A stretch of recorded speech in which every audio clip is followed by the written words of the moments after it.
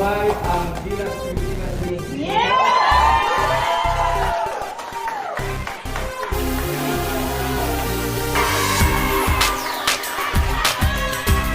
Sa paglipas ng mga taon, palakas na ng palakas ang ating mga kupunan, lalo na ang Gilas Women's Team, na habang tumatagal, parami naman ng parami ang mga bagong muka na kabilang sa bawat line-up na inilalabas tuwing may mga tournaments. Dumadami na din ang mga guards na hindi lang sa dribbling at ball handling maaasahan, kundi pati na rin sa outside shooting.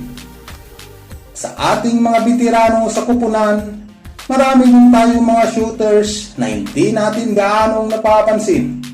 Tulad na lang ng isa sa itinuturing na deadly shooter ng ating Gilas Pilipinas Women's Team. At syempre, kung interesado ka sa topic na ganito, para sa iyo ang videong ito.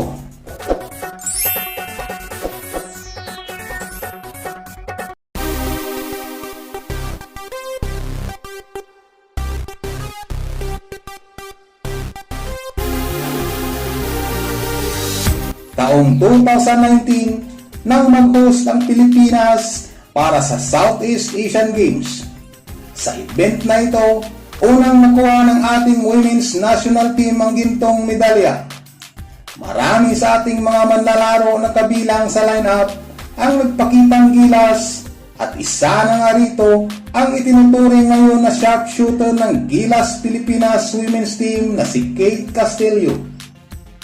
Sa semifinals ng naturang tournament kalaban ng Malaysia, nagpakawala ito ng sunod-sunod na clutch 3-pointers para talunin ng kalaban at makuha ang gintong medalya sa pagtatapos ng naturang event. At dito nagsimula ang pangalang Kate Castillo sa ating women's national team.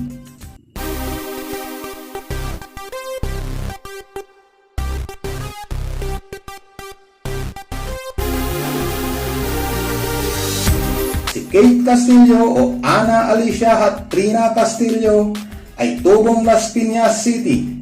Siya ay pinanganak noong October 5, 1996. Sa ngayon, siya ay 29 years old na mga boss. Siya ay may tangkad na 5'4" at naglalaro sa shooting guard position.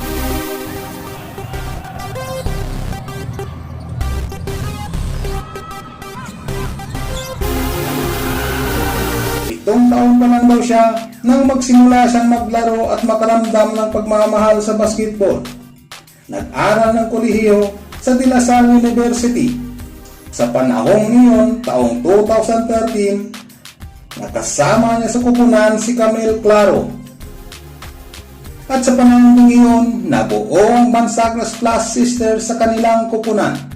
Natulungan nilang umabot ng finals ang kupunan at tapusin ang 3 taong pagkawala nito sa serye. Taong 2019, napasama siya sa lineup ng Paranaque Lady Aces ng bagong tatag na ligang WNBL o Women's National Basketball League. 2 taon nang lumipas, naging Pro League ang WNBL at na-draft siya sa Glutagenes Glow Boosters bilang 3rd overall pick. Natulungan niyang umabot ng semifinals ang kanyang kupunan. Ngunit sa kasamaang palad, dinisqualify ng liga ang Glutagenes dahil hindi daw ito nakapagbayad ng franchise fee sa itinakdang araw. Sa ngayon, siya ay kasalukuyang naglalaro sa New Zealand Blue Fire Batangas Valkyries ng Women's Maharlika Pilipinas Basketball League. Malaki ang naging ambag ni Kate Castillo sa Pilipinas Basketball, lalong-lalo na sa ating national team. Bukod sa isa siya sa inaasahan ng ating kupunan ng makuha ang kauna-unahang gintong medalya noong 2019 SEA Games, kasama din siya sa lineup na dumipensa para manatili sa Pilipinas ang titulo noong 2021 SEA Games sa Vietnam.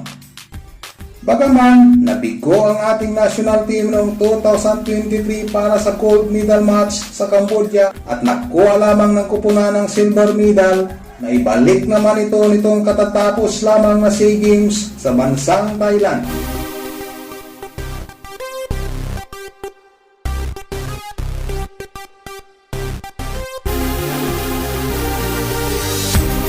At isa pa sa mga hindi makakalimutang ginawa ni Kate Castillo sa ating kupunan ay noong 2021 FIBA Women's Asia Cup, kung saan ay pumukol ito ng 7-3 para talunin ng kupunan ng India at makuha ang 7th place ng naturang tournament. Sa ngayon, sa edad ng 29 years old, ay masasabi nating medyo nalalapit na rin ang pagre-retiro niya sa ating national team. Maraming pwedeng pumalit sa kanya. Pero para sa inyo mga boss, sino kaya sa mga players ng ating women's team sa ngayon ang pwedeng tumapat sa shooting at kakayahan ng isang Kate Castillo? Mag-comment lang sa baba. I'm out!